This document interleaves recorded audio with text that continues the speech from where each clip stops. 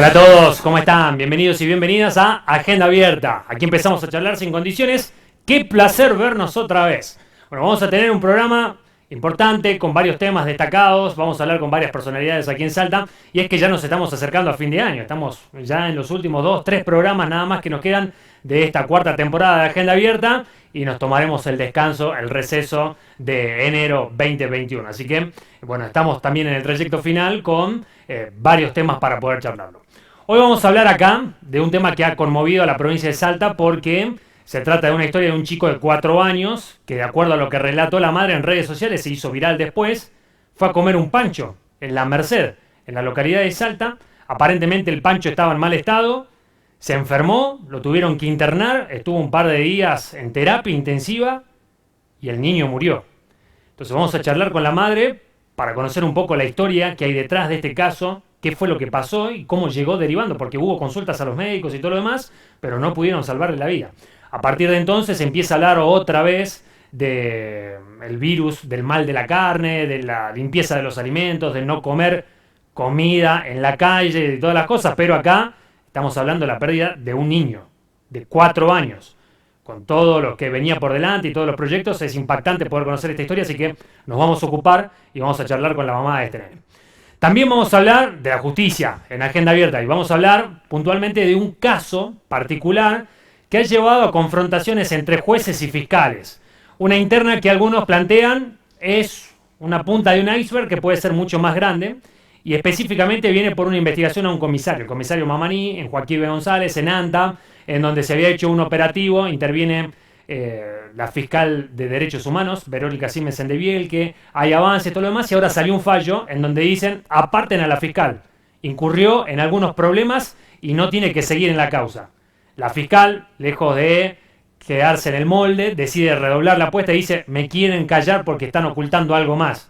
Hay un entramado de relaciones de poder y hay un montón de cosas, entonces los dos bandos, las dos partes de la historia que vamos a tratar de conocer también de uno y del otro, cuáles son los argumentos para tomar estas decisiones. Así que va a ser otro de los temas importantes de los que nos vamos a ocupar en esta edición de Agenda Abierta. Pero también vamos a hablar del cierre del primer año de gestión del gobierno de Gustavo Sáenz.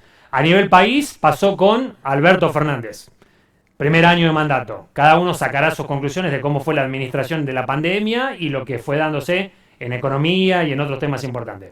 En la ciudad de Salta lo charlamos la semana pasada con la intendenta.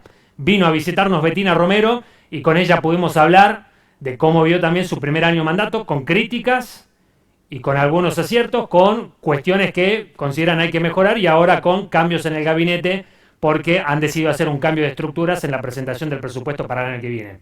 Y el gobierno de la provincia, ¿qué análisis se hace de este primer año de mandato? Gustavo Sáenz a la cabeza. También la administración de la pandemia en la provincia de Salta y con ya una cantidad de casos de contagio de coronavirus que ha bajado hasta casi 0 casos. En algunos casos sube un poquito más, un poquito menos, pero está bastante estable la situación. Se habla de un posible rebrote para marzo, abril, cuando vuelvan otra vez las bajas temperaturas y ante una calma en el sistema sanitario aparecen otras noticias. Y por ejemplo la conflictividad social. Hemos visto cómo han aparecido reclamos de comunidades aborígenes, de desempleados, de METAM, como muchos vienen peregrinando desde sus lugares para reclamarle al gobierno de la provincia, situaciones que se reclaman de seguridad, cambios en la jefatura de policía, se fue la jefa, bueno, un montón de cosas que vamos a charlarlo aquí con uno de los hombres fuertes de esta gestión de gobierno. Salta presente, dicen ellos, gobierno presente es el eslogan que han elegido. Bueno, lo vamos a charlar con Pablo Outes, quien es coordinador de enlace y de relaciones políticas de la gobernación de Salta. Pero claro, vamos a hablar de gestión y también de política. El año que viene es un año electoral. Salta eliminó las PASO. ¿Por qué las eliminaron? ¿Qué posibilidades hay del calendario que sea unificado nacional-provincial o va a seguir siendo separados? Bueno, quien está hoy acá también está inmiscuido en el tema político porque dentro del Partido Justicialista han empezado a mover el avispero y hay que ver cómo se definen también las candidaturas y cómo se va a jugar el año que viene las legislativas. Así que hoy el personaje que nos visita es uno de los actores fundamentales y centrales.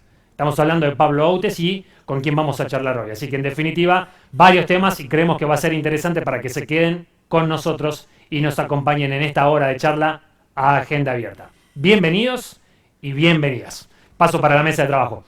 Pablo, ¿cómo estás? Buenas noches. Hola, buenas noches, gracias por invitarme. Por favor, a vos por haber venido. Bueno, tranquilos ahora en cuanto a la provincia en la situación epidemiológica. ¿Cómo la viven ustedes desde adentro, los que toman decisiones? Sí, la verdad es que diciembre, yo entiendo que diciembre, enero y febrero, si seguimos con los cuidados obligatorios que ya se han adquirido y que hay que mantener, los distanciamientos, estas cuestiones, entiendo que tendría que la situación estar dentro de control.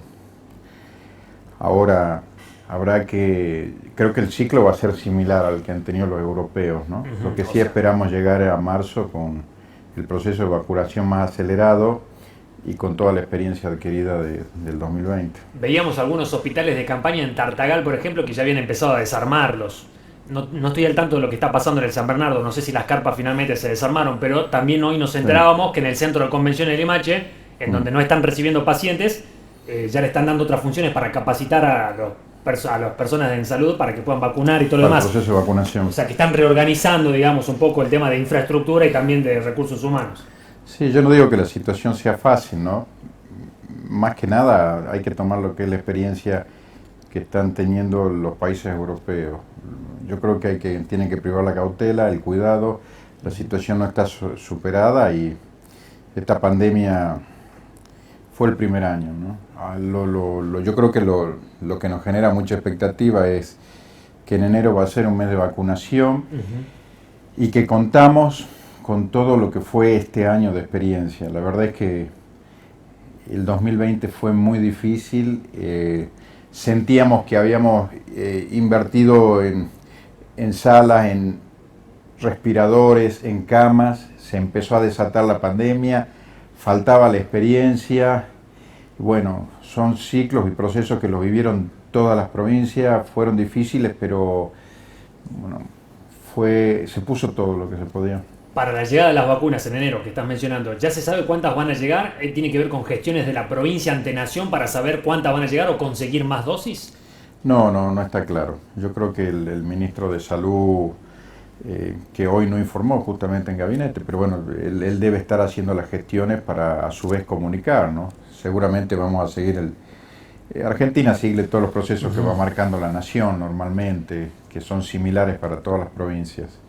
Lo que sí, bueno, está anunciado y reanunciado que enero sería un mes. Yo creo que con vacuna funcionando para proteger a los sectores de mayor edad y volviendo a aplicar lo que hemos aprendido, el distanciamiento y las medidas de prevención sanitaria, las cosas van a andar, va a estar mucho más controlado.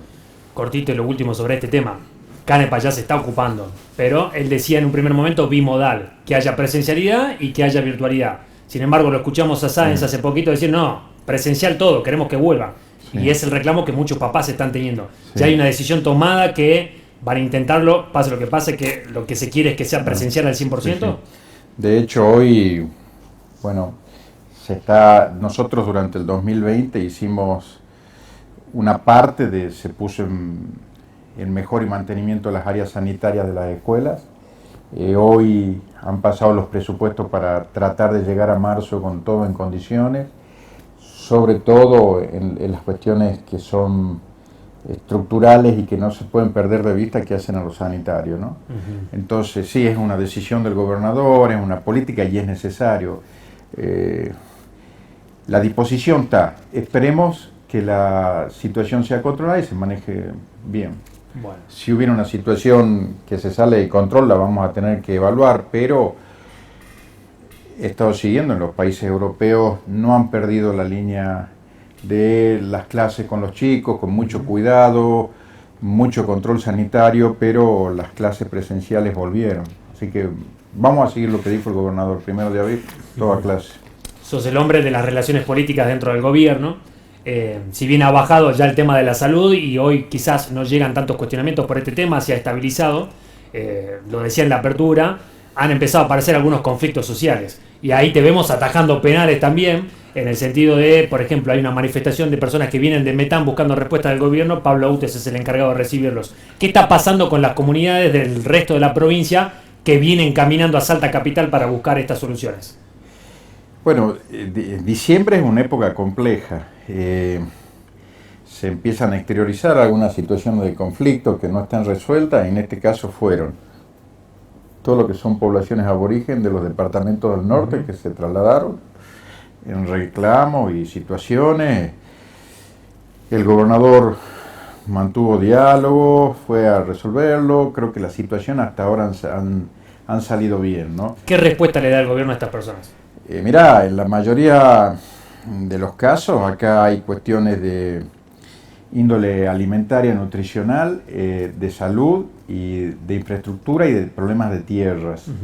La situación de los pueblos originarios arrastra de siempre un problema de tierras que está en vista a resolverse en algunos casos, en otros se los va resolviendo en forma individual. La cuestión alimentaria es un flagelo que lo tenemos desde que hemos llegado.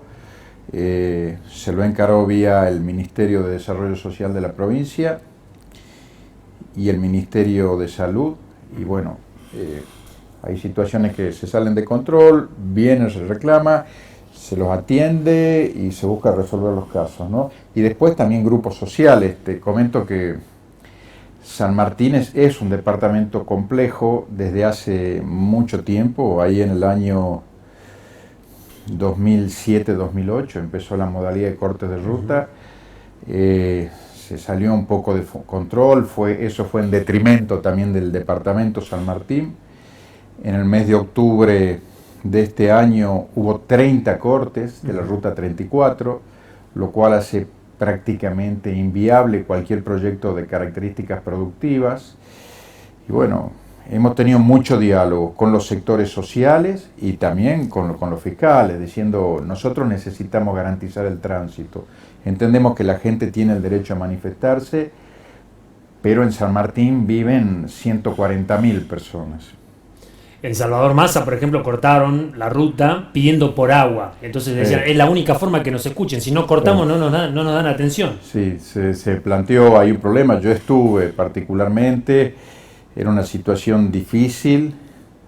Había un sector de pobladores, pequeños campesinos que no tenían agua.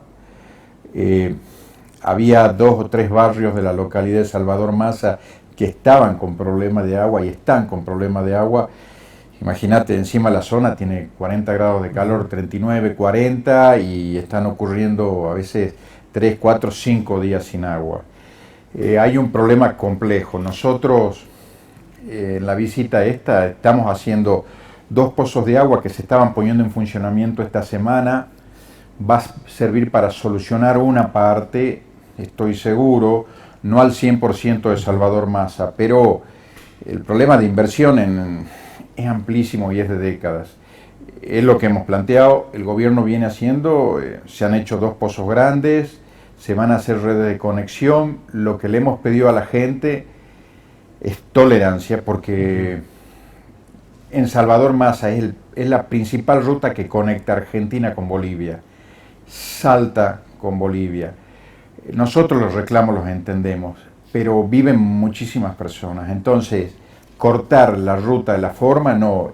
Cortar la ruta es un delito. El gobierno tiene la obligación de resolver el problema, pero no se pueden no se puede negociar de esa forma. Hace poco tiempo venía una empresa a la provincia de Salta, tenía 150 puestos de empleo para dar, se generó un corte de ruta y una negociación de un grupo piquetero, y la empresa se fue. No se instaló en Salta, se fue a Tucumán. ¿Esto pasó ahora? Esto pasó este año. ¿Empresa de qué rubro? Vinculada al ferrocarril, Mirá vos. a lo que es la reactivación de los ramales. En una charla, un sector dice, bueno, lo que pasa es que no se está teniendo en cuenta el costo piquetero del norte, que es el 30% de la obra.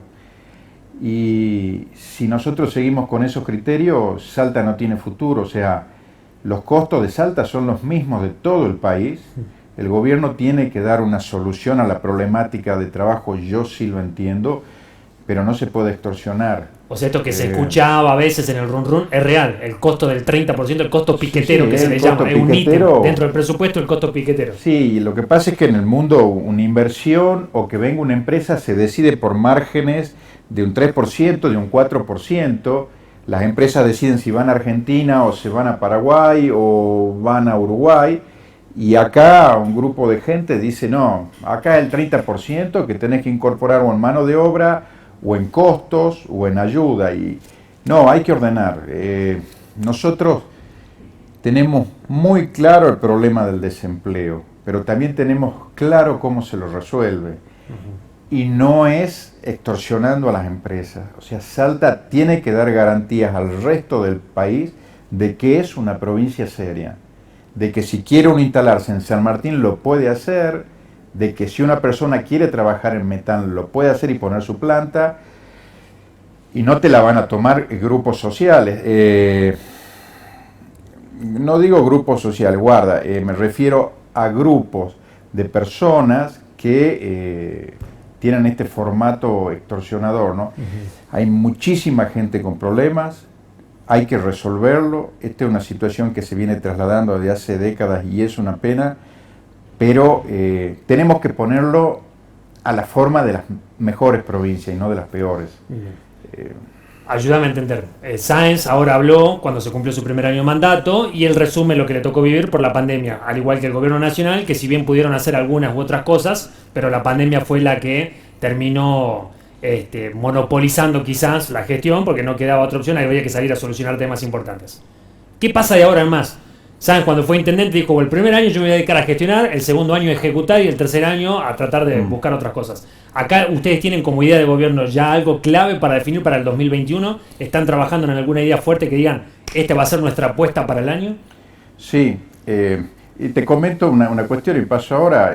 Vinieron reclamando sectores que estaban en el Gran Bur, que venían desde Metán. Sí. Vinieron 30 personas, 20 de ellos tenían causas penales. Entonces, yo creo que la gente que quiere trabajar no lo hace de la forma cortando rutas. Acá nosotros vamos a responder y lo vamos a hacer bien. Para mí la base del gobierno y de la gestión de Gustavo, él lo manifestó en su momento. Una de las cuestiones fuertes del gobernador es tener capacidad de interpretar los problemas y de conseguir formas de gestionar soluciones. Es todo una cuestión, es difícil, hay que saberlos tomar, transformarlos en proyectos y hablar. En este país se habla en Buenos Aires, ¿no?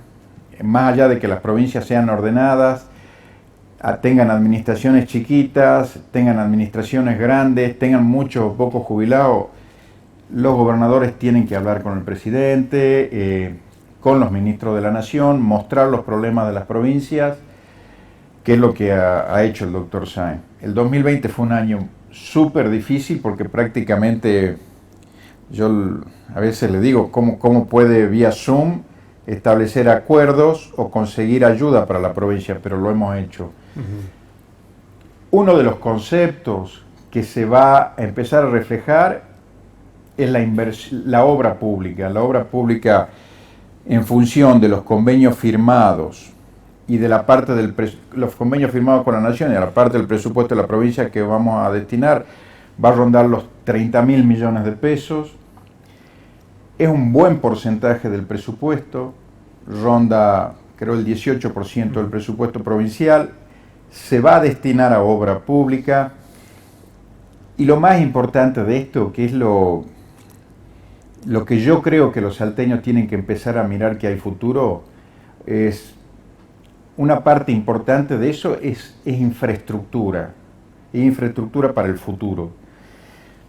En esos 30.000 millones no solo es cordón cuneta, que sí es necesario, no solo una cuestión de vivienda que sí es necesaria, pero el doctor Sáenz va a empezar a armar una base de lo que a futuro Salta va a ser competitiva, nos va a generar fuentes de empleo privadas, del sector privado, y a los salteños les vamos a dar lo que corresponde, que son trabajos dignos y una provincia creciente. Dentro de los 30.000 millones está la Ruta 51, es muy importante la Ruta 51, es un canal de comunicación de nuestra provincia y una salida al Pacífico. Está la Ruta 40, sí. Es una ruta que desde hace años se la venía reclamando, creo que era el único tramo de la Ruta 40 de todo el país que no estaba asfaltado.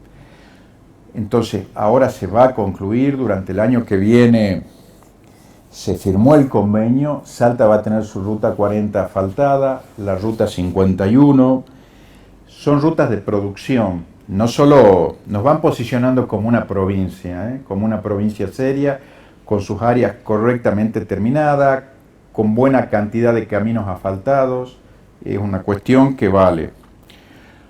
Otra parte importante que también nos hace vislumbrar un futuro es todo lo que son las reactivaciones de los ramales ferroviarios.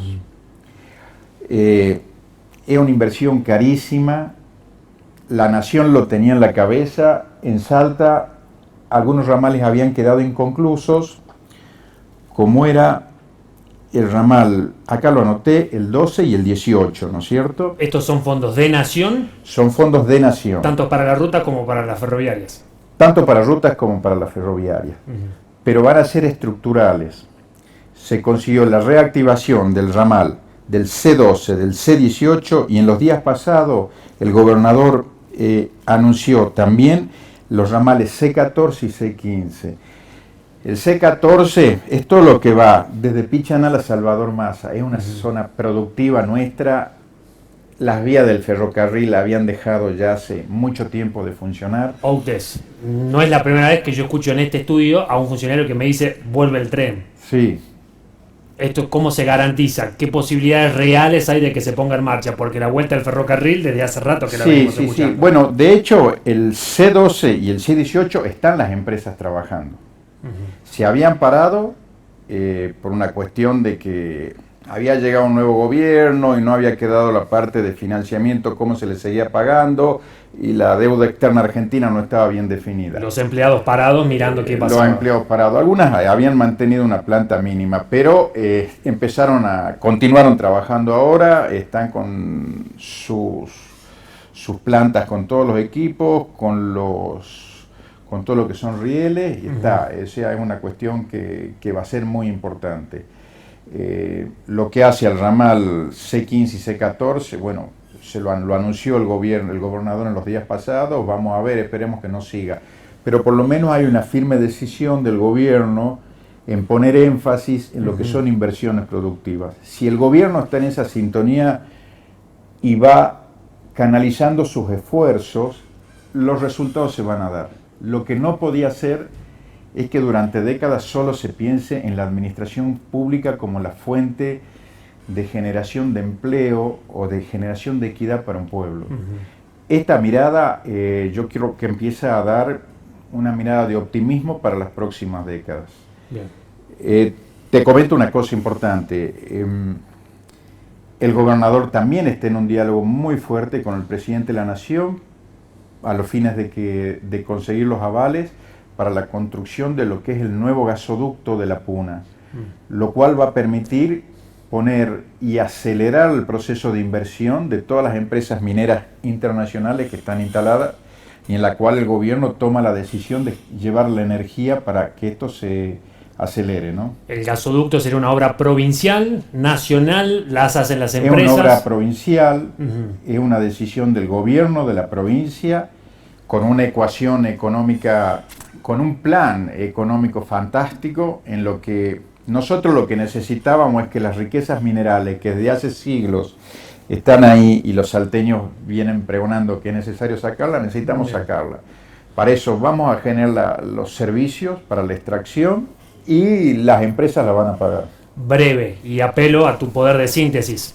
Hablando del tema minero, hay un proyecto que se está debatiendo en la legislatura de cambiar la fórmula de las regalías mineras, de la distribución de lo que queda para los municipios y lo que se lleva a la provincia. Sí.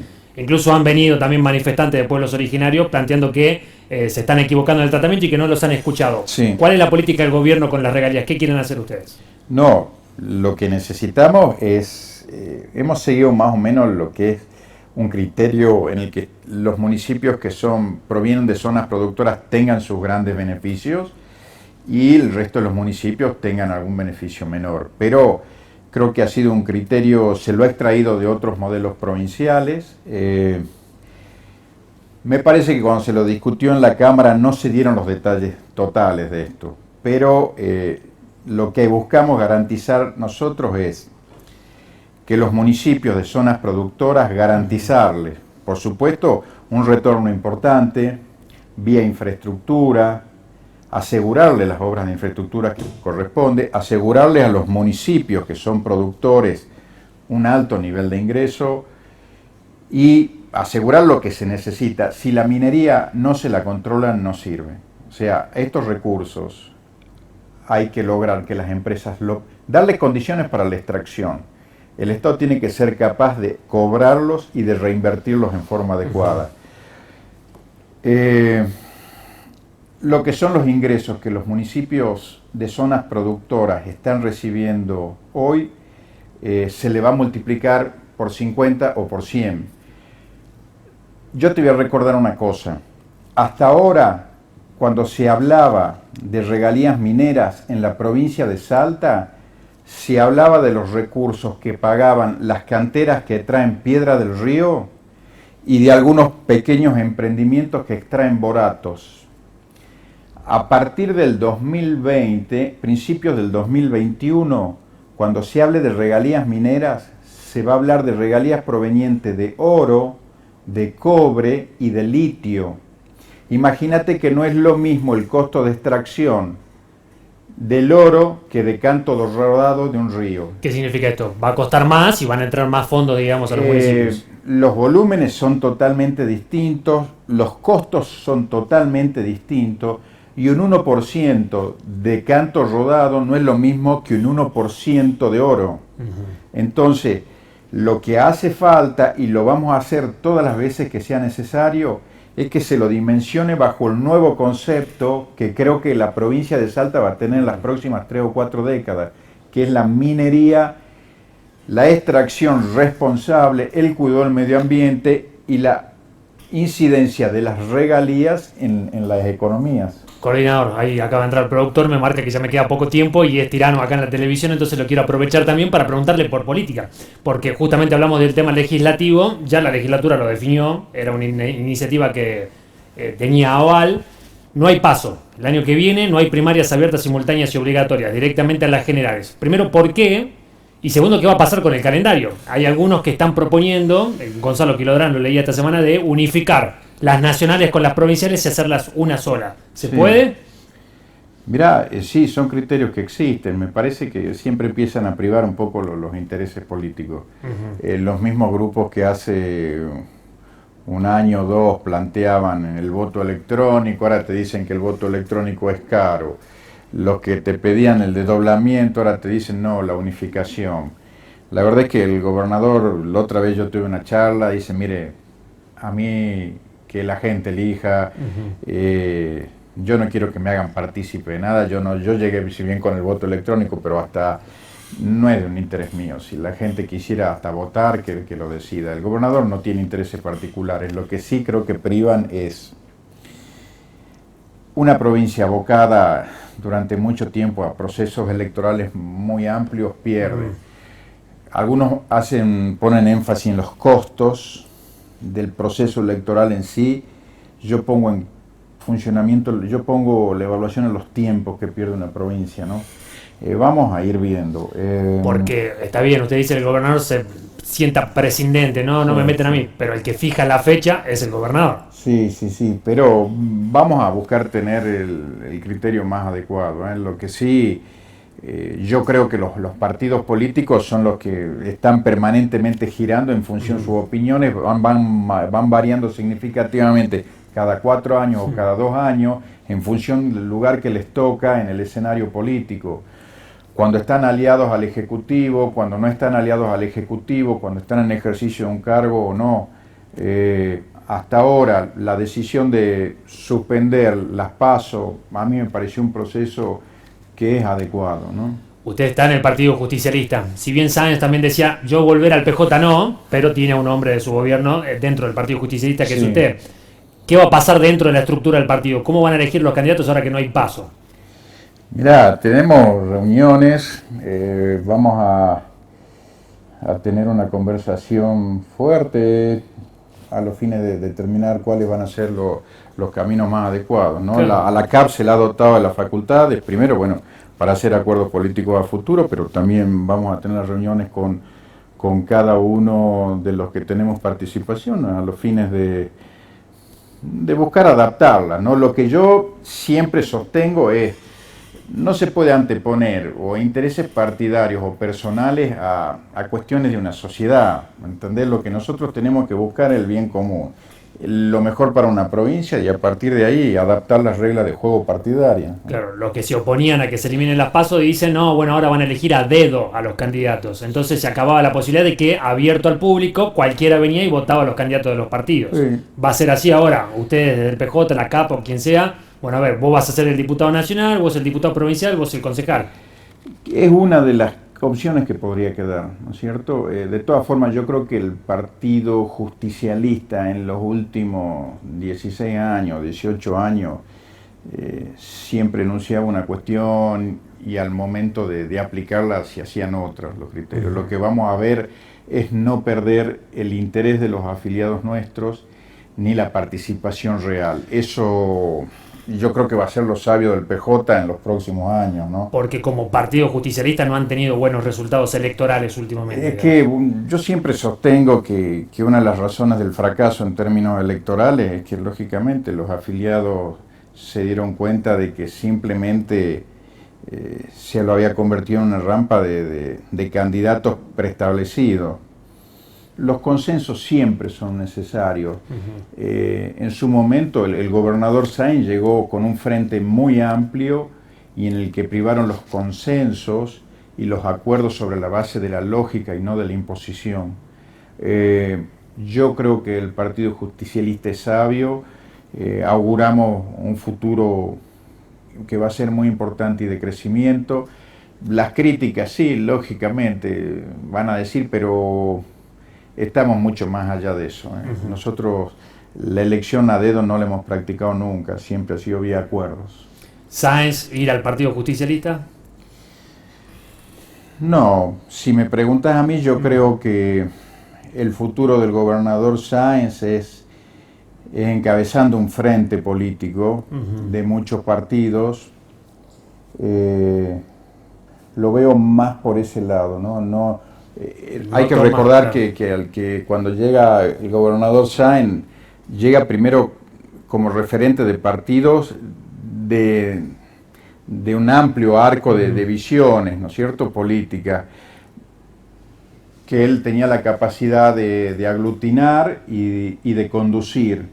Creo que el futuro de él va a estar sobre ese formato, no montándose solo sobre un partido, sino más bien como un conductor de un frente político provincial para lo que sean los próximos años de la política de Salta. Vino Bettina Romero y me dijo, fue acá la primera vez que lo mencionó, ¿sabes qué? Creo que de acuerdo a lo que nosotros planificamos en la ciudad, con 4 años nos quedamos cortos, 8. ¿Eso apagó el fantasma de Bettina Romero, candidata a gobernadora, dentro de 3 años? Sí, no, yo no lo había pensado nunca. No la veían tampoco la como municipalidad de Salta es muy difícil, es muy difícil. Por supuesto, Bettina es una persona joven y yo creo que ella podría ser candidata con 4 años, con 8, con 12, es su criterio. Pero para conseguir los votos necesitas que la comunidad te valore en tu gestión y no le tocaron buenos años tampoco a ella, ¿no? Sí, le escuché lo que me estás planteando vos. No, yo nunca lo consideré como... Algunos decían, ojo con Bettina, que en 3 años se puede parar y a lo mejor hoy quien es nuestra aliada se presenta como una enemiga interna. Lo que pasa es que, sí, Bettina tiene el apellido, es hija de Juan Carlos Romero, es un político importante de la provincia, pero también yo creo que, respetuosamente, creo que es joven, ¿no? Creo que las cosas a su tiempo. Hay mucha gente que tiene un buen potencial, yo creo que ella es una buena política, pero me parece que el gobernador Sáenz, Dios quiera que con el proyecto que él tiene, tenga para darle a Salta 3 años muy buenos por delante y que Salta de una vez por todas vea resultados detrás de una persona, vea resultados concretos que se expresen. Queremos ser provincia de punta de Argentina. La realidad de tener un empleo no es de otras provincias, no tiene que ser una condición. Nosotros en Salta lo podemos tener, es pensar con un futuro competitivo, es ponerlo al lugar del gobierno en un lugar interesante, al gobierno gestionando obras, armando el futuro y no en la mesa que yo critico, que es siempre en la chiquita. Aquel me vota, Leavin no era un buen intendente, no, veamos el futuro. Cuando miramos el futuro hay muy pocas personas. Y yo soy uno de los que sostengo que Sainz tiene esa visión y que Salta necesita eso. Así que nos preocupamos de nosotros, vamos por las soluciones y la gente va a decidir sola en el tiempo. Outes, gracias por la visita. Gracias a vos. Es el coordinador de Enlace de Relaciones Políticas del Gobierno de la Provincia, Pablo Outes, charlando con nosotros, agenda abierta y dejando algunas definiciones, también títulos importantes en esta charla. Breve pausa y ya seguimos con el programa.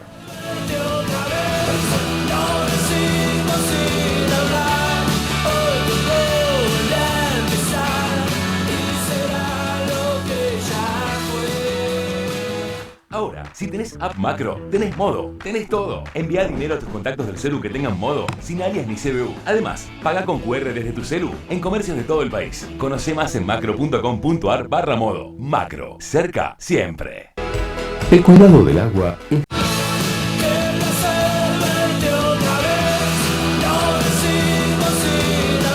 Seguimos en Agenda Abierta, estamos en el segundo bloque. Después de hablar de un poco de política, ahora vamos a hablar un poco de la justicia. Lo adelantábamos al principio, un caso que parecía uno más dentro de la provincia de Salta, pero que empieza a tener otro tipo de derivaciones. Hay algunas acusaciones cruzadas y en definitiva encontramos a un juez, a un policía, a un comisario, a un auxiliar de fiscal, a una fiscal que están planteando posturas distintas y lo que aparece en el medio, viéndolo nosotros desde afuera, la sensación de ¿hay algo raro? ¿Qué están escondiendo? ¿Hay alguna posibilidad de impunidad? Bueno, todo esto empezó con el caso de Antur, un policía, Mamaní, que está acusado de haber montado un operativo, de haber inventado, de armar una causa, lo empiezan a investigar y ahora la justicia dice que en realidad la fiscal de Derechos Humanos cometió algunos errores e incluso, entre otras cosas, están pidiendo si no, a lo mejor incumplió con algunas posibles infracciones al Código Penal. Bueno, de inmediato, primero a través de sus redes sociales, la fiscal en cuestión, que es conocida porque tiene un nivel alto de exposición, Verónica Simensen de Bielke, empezó a responder y acusa como que también es la piedrita del zapato para algunos que a lo mejor pueden tener otros tipos de intereses. Y ahora, por primera vez, vamos a escucharlo de su boca, porque ha salido un comunicado, pero para tratar de entender un poco qué está pasando, vamos a hablar con ella. Así que le agradecemos que nos haya atendido en esta noche, para poder conocer un poco más de detalles y para que entre todos, los que estamos viendo qué sucede con la justicia salteña, podamos entender un poco qué está pasando. Doctora, ¿cómo le va? Buenas noches, gracias por atendernos. Buenas noches, Daniel, ¿cómo están? Bien, bueno, cuéntenos, ¿qué pasó acá? ¿Por qué pidieron que la aparten a usted de esta investigación contra un comisario y un auxiliar de la justicia? Bueno, el apartamiento lo dispuso el Tribunal de Impugnación. Las razones del apartamiento no son claras. Simplemente en su fallo dispone el apartamiento dentro de lo que entiendo no son facultades del Poder Judicial. El Ministerio Público Fiscal es un órgano independiente del Poder Judicial, no forma parte del Poder Judicial, y las facultades de apartamiento, en el orden a lo que es la superintendencia de los funcionarios del Ministerio Público, corresponden en este caso al Procurador General. Uh-huh. El doctor Martini, hace unos meses atrás, por un pedido efectuado por las defensas del comisario Mamaní y de sus coautores en la causa, es decir, los coimputados, hacen una presentación y se plantea la nulidad de la inspección en el teléfono del auxiliar de Antur.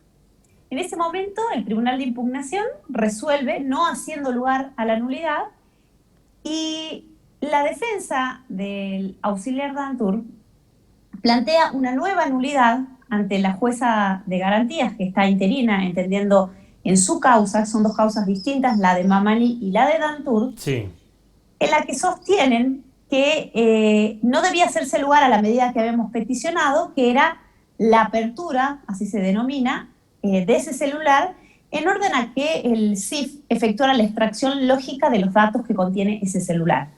Esta extracción lógica lo que permite es establecer el contenido de ese teléfono celular en orden a los mensajes, llamadas, redes sociales, etc.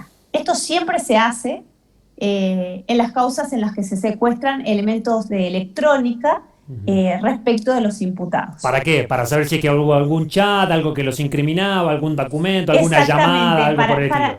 Sí, fundamentalmente tiene que ver con esta posibilidad.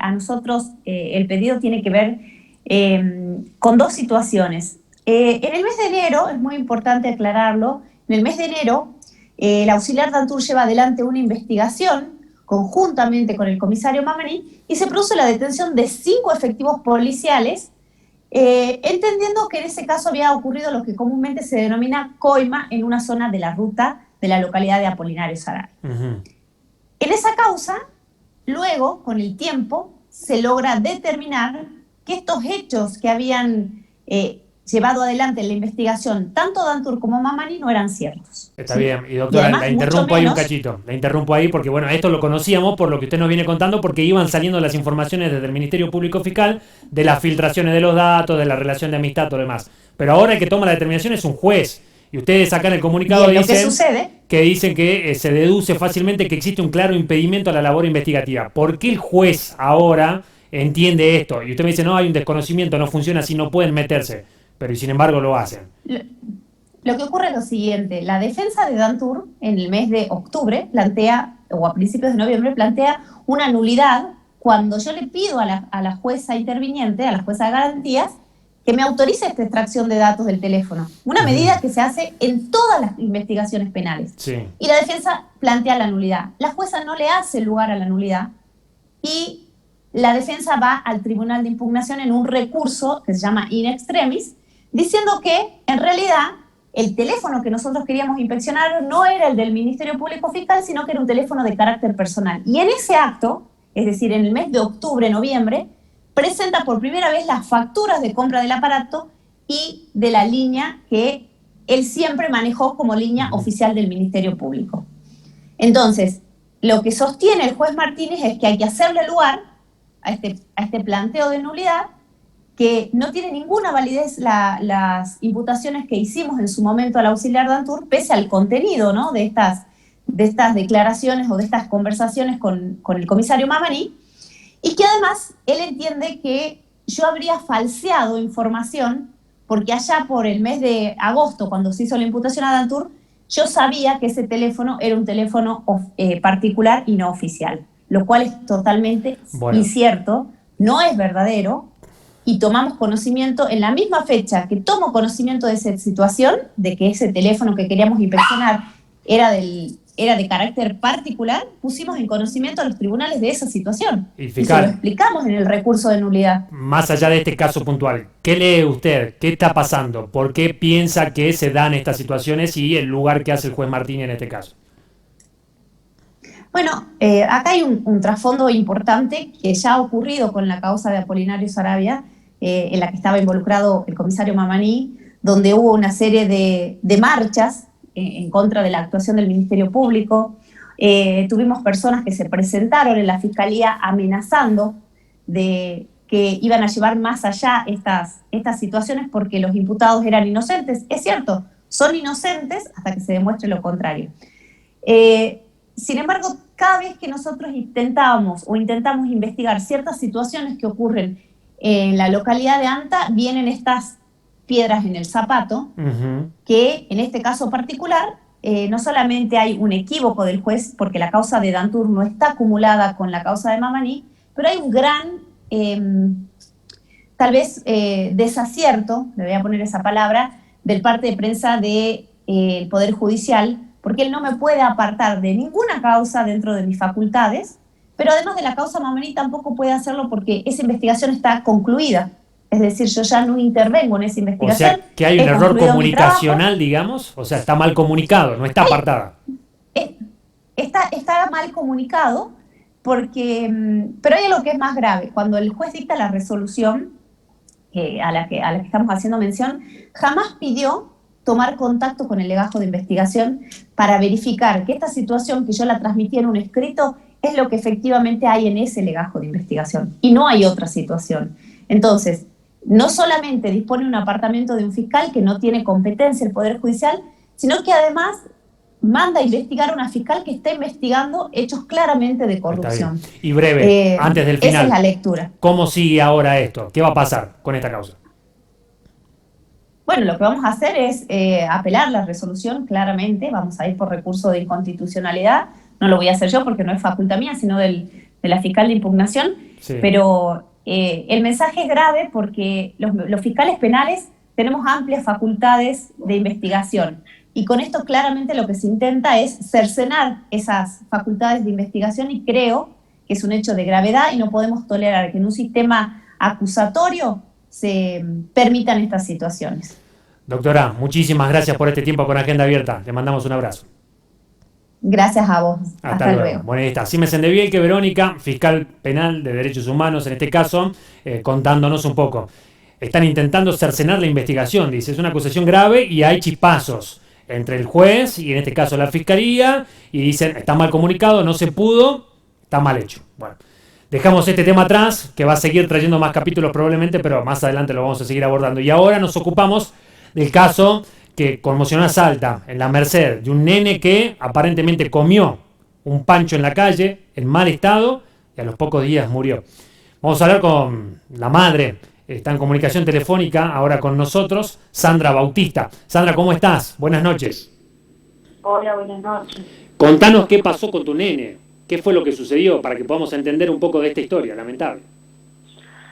Y bueno, lo que voy a contar es lo que yo publiqué, lo que realmente le pasó a mi hijo, que una tarde salimos a pasear en el parquecito, y después, bueno, decidimos comprar un pancho, que fue un día jueves 5 de noviembre, volviendo ya a casa, más o menos como las 8:30, cerca de las 9, volvemos, y decido comprarle el pancho en la sanguchería Picante, porque habían otros pancheros que vi que están ahí en la placita. ¿Esto es en la plaza principal de la Merced? Claro, esa es la plaza principal. Yo decido comprarle, le digo a mi hijo, no, vamos a la sanguchería. ¿Por qué? Porque para mí era el mejor lugar, todo más limpio, porque es una sanguchería que están vendiendo panchos. Entonces vamos a Picante, le compro el panchito, era un super pancho, le hago poner mayonesa, ketchup y unas papitas. Y compro una Pepsi. Sí. Bueno, se comió el super pancho, se tomó la gaseosita y nos fuimos a casa, íbamos caminando, él iba comiendo y me íbamos a casa. Todo bien, después al otro día el que amanece con dolor de pancita, me decía que le dolía la panza, no quería comer nada, tomaba agüita porque solo tomaba agua, pero en ningún momento le hace fiebre, no tenía vómito, no tenía desarreglo, nada, simplemente le empezó a doler la panza. Después, el sábado a las 2 de la mañana, él ya despierta llorando, decía que le dolía la panza. Sí. Entonces yo lo levanto, lo llevo al baño, ya tenía desarreglo en ese momento, ya había hecho desarreglo. Estaba con diarrea. No, claro, era una diarrea, pero era con color normal, no estaba todavía nada malo, era diarrea. Lo llevo a la cama, lo acuesto de nuevo, le fusionaba la pancita con alcohol, le digo, cuando nos pica vamos al doctor. Después a las 7 de la mañana ya se vuelve a levantar, le estoy doliendo la panza, ya lloraba, gritaba, y él, lo que me gritaba él cuando le agarraban los plicos, era que él me decía, mamá, me duele mi bolita, me gritaba todo el tiempo cada vez que le agarraba los cólicos. Ya no, lo levanto después, ya tenía vómito, ya empezó a vomitar y vomitaba líquido nada más, porque no había comido nada. O sea, claro, y a partir de ahí, ¿a dónde deciden ustedes llevarlo?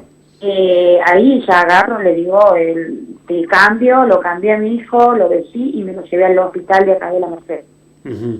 Llegamos al hospital, estaban 2 doctores, me lo atendieron porque no sé los nombres de ellos, no los recuerdo. Pasamos por la guardia, le tomaron la temperatura, todo lo que le hacen para poder pasar al médico. Sí. pasamos después, el doctor lo revisa, le toca la panza, decía que la pancita la tenía extendida, bueno, me pregunta qué había comido anteriormente, qué fue lo que comió, yo le dije lo que comió por última vez, que fue un pancho. Ese famoso pancho. ¿Sí? ¿Cuántos años el Claro. pequeño? ¿4? 4 años, 4 años. Le digo al doctor eso, lo que le había comido, bueno, me lo revisa y dice, bueno, le vamos a poner un calmante, le vamos a hacer un inyectable para el vómito y para el dolor de panza.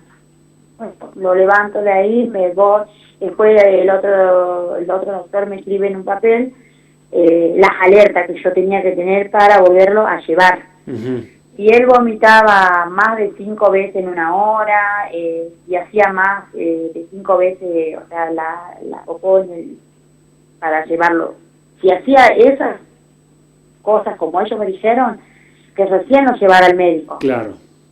O sea, que volviera después. Sí. Pues Y ahí vos te después fuiste a le tu dieron- casa. Sí, le pusieron el inyectable y me retiré del hospital, me vine a mi casa. Sí. Mi hijo seguía igual, gritaba. Él se tiraba al piso desesperado, yo lo miraba y decía, le duele de verdad porque él se tira. Y era cada vez que le agarraba, y yo ya lo veía que se ponía pálido cada vez que le agarraba los cólicos. A la tarde decido volver al hospital, digo, yo tengo que volver, le digo, porque le digo a mi mamá, yo me voy al hospital. Yo agarré, llevé en una mochilita de un pantaloncito, porque yo digo, bueno, me van a dejar internada ya, porque ya no me lo van a mandar a la casa. Sí. Llevé el carnet de vacuna, todo de él, y los documentos. Nos fuimos de nuevo, ya estaba el doctor Tosoni. ¿Esto dónde fue? ¿En el materno infantil ya directamente en Salta Capital? No, yo hasta era el día sábado, yo estoy yendo al hospital de acá, de Todo de la Merced.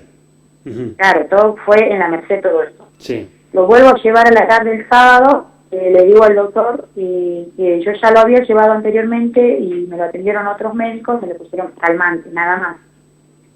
Le digo, él sigue igual, le duele la panza, le agarra retorcijones y me grita que le duele su bolita. Le digo al doctor, le vuelvo a repetir eso a él y él, bueno, dice, bueno, lo vamos a internar, me le puse un suero y lo dejaron internado ahí al costado de la guardia. Ahora, Sandra, tratando de resumir, ¿él Sí. tenía síndrome urémico hemolítico? ¿Fue eso finalmente lo que le pasó? Claro, pero eso recién se lo sabe allá en el materno infantil, acá no, yo fui el sábado, él estaba mal, fui el domingo, ahí es quien deciden darle la derivación al materno, porque yo le dije al doctor que mi hijo no daba más. Claro.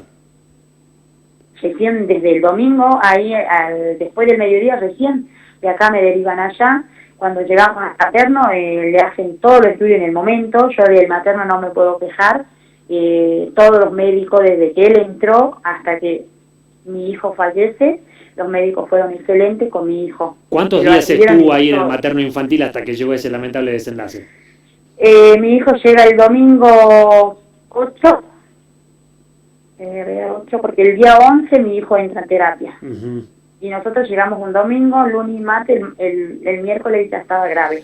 Bueno, ahora todo... Las bacterias, Sí.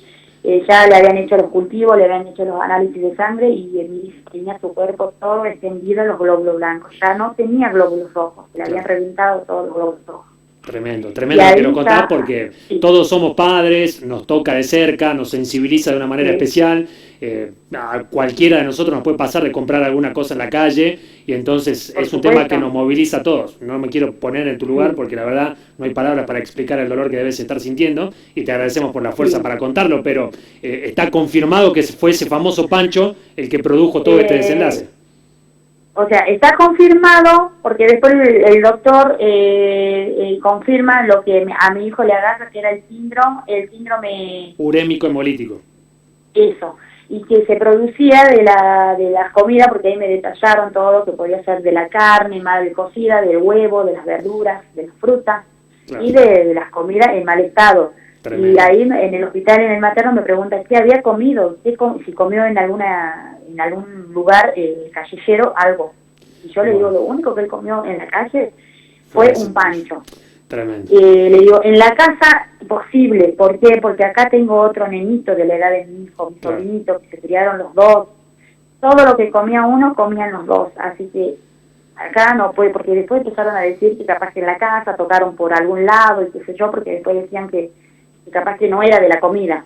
Después Sandra, el doctor lo confirma que las bacterias son de comida. lo lamentamos mucho, sabemos que no hay palabras para esto, te agradecemos por contarlo porque sin duda tu relato puede ayudar a otros papás también para que nos cuidemos, para que estemos alerta. Nosotros queremos tenerlo Sí. también en el programa de hoy, así que te agradecemos por el contacto. Un saludo grande para Sí, vos y yo las por condolencias eso- para la familia. Muchas gracias. Yo lo hice para que no le pase a otro, no para Ujú. hacer problemas y perjudicar a nadie. Simplemente lo hice para que no le pase lo que le pasó a mi hijo, porque yo perdí a mi hijo. No es que estaba grave y lo recuperé, no, lo perdí. Abrazo grande. Bueno, ahí está, Sandra, el relato de una madre, tremendo, entera, por lo que cuenta, pero imagínense la tragedia familiar que se vivió. No tenemos tiempo para más, nos reencontramos en una semana. Hasta la próxima charla, a Agenda Abierta. Que tengan un buen